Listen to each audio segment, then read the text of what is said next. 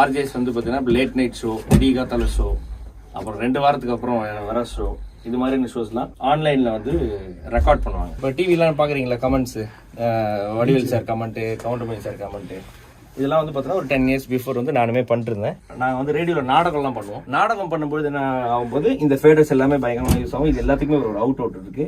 So 1 2 இப்போதைக்கு 2 மைக்கு, 3 mic இருக்கு.